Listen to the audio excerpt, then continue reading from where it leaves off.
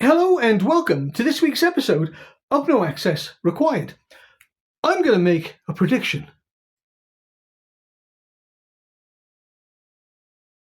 Yes? Yes? Wait, I see it! It's clear! Marathon is dead. Yep, Marathon is already dead. I know it's out there and people are playing it and the quality shows through, but Marathon is already dead. They're literally playing its corpse. Now, some of you will be agreeing with me already, and others of you not so much. But all of you will probably be asking, well, what piece of news has transpired? How do you know this? Well, we'll get to that. Sony of late have not been having a very good time, and its latest decision to raise the price of its PlayStation lineup by effectively, I think it's $100 across the board. It's not going to, I can't even speak. It's not going to be its finest moment. PlayStation is currently, I think, behind the scenes in something of a cluster of circumstances. It lost its shirt to live services. It continues to raise prices on its consoles. And it seems directionless when it comes to its PSVR 2 offering.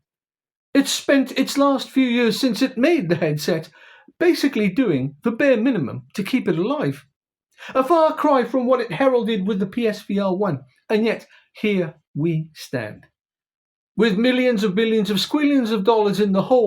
Over $1,300,000,000,000 From bad decision making, one could reasonably ask, why is Herman Hulst still at the helm?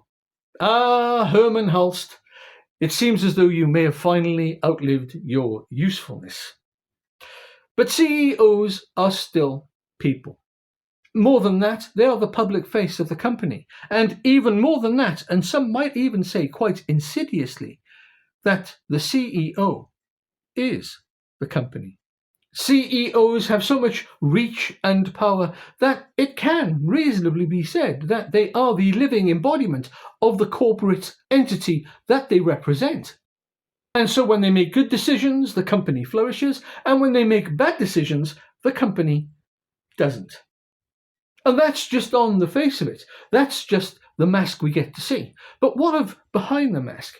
What happens when these companies don't do so well? When CEOs make bad decisions and drag the company down a notch or two? Well, we've all heard stories and seen the fallout for ourselves. Bad decision making on a corporate level has ramifications that stretch far and beyond what we see.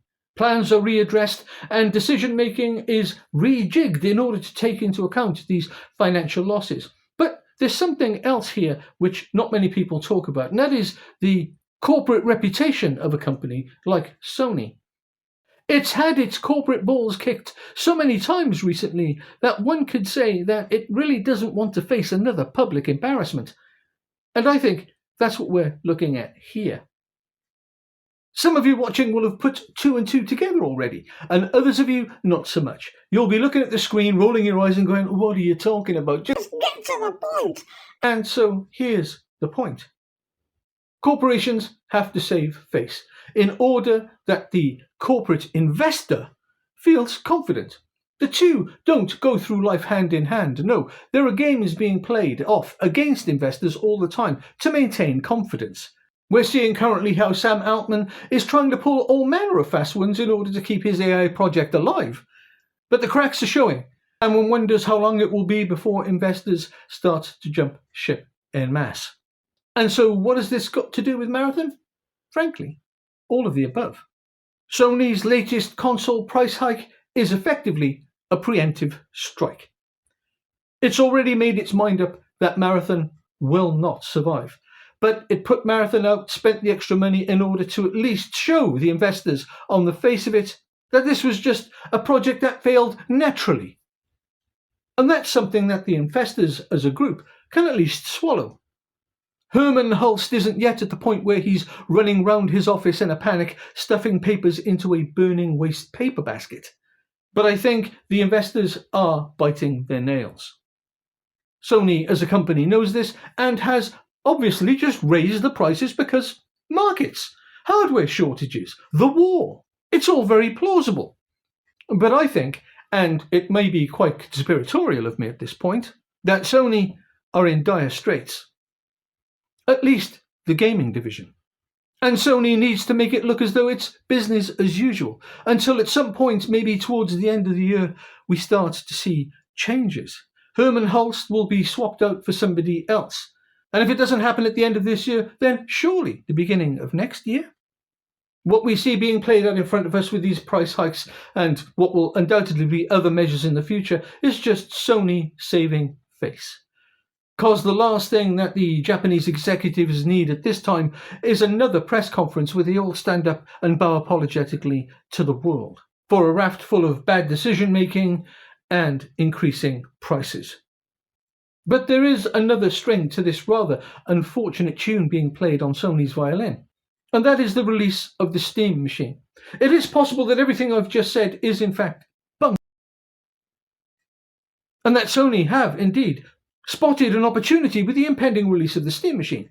They know it's not going to be cheap, and this means that there's the potential for the cost of a console to be reset at a higher bar. If this indeed happens to be true, then as far as the executives are concerned, it's champagne popping and less bowing in apology. But there is still one troubling question.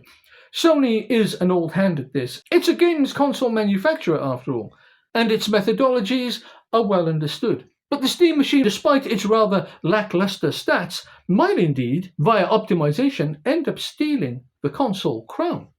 And that's what potential users of the Steam machine and the Steam Frame VR headset are banking on. That Valve will produce a machine which is so tightly and highly optimized that it will be everything to everyone all of the time. You can have your PC mode and you can have your game mode. More than that, you can have your VR mode. It can be a console for everyone. The arguments via increased performance, increased frame rates and better graphics are falling flat now. Those debates have reached a plateau, and maybe Valve have seen this. I've noted that there have been a few gamers and streamers who are on YouTube, Aztec Cross being one of the main voices out there, saying how the Division 2, a game which is 10 years old, still looks great and plays wonderfully. And if that's the bar that Valve have decided the Steam machine needs to come in on, well, it won't go far wrong. The law of diminishing returns is in full effect here, and people just want to have a good time.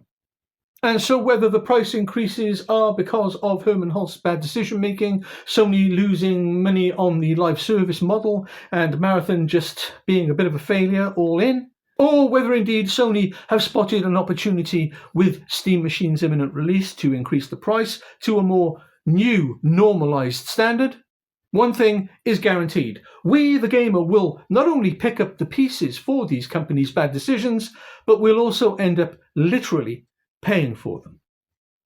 Do let me know what you think in the comments below. Do like, subscribe and share. It really would help the channel. And until next time, bye-bye.